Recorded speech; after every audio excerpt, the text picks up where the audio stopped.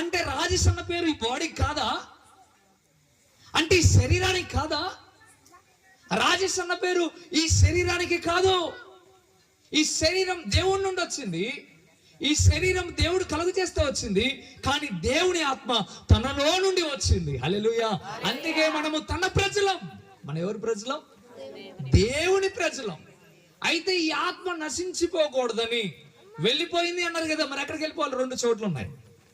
వెళ్ళిపోతేనేమో దేవుని దగ్గరికి వెళ్ళిపోవాలా, లేదంటేనేమో దేవుడు కేటాయించిన సాతాను కోసం కేటాయించిన నరకానికి వెళ్ళిపోవాలా.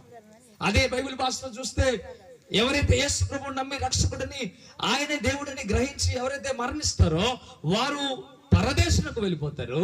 ఎవరైతే యేసు ప్రభువుని నమ్మకుండా, విశ్వాసించకుండా, ఎంత మాత్రం మారు మనసు పొందకుండా చనిపోతారో వారు పాతాళానికి వెళ్ళిపోతారు. ఇది దేవునికి వాక్యంలో రాయబడుతున్న మాట. ఇప్పుడు దేవుని ఆశ ఏంటయ్యా అంటే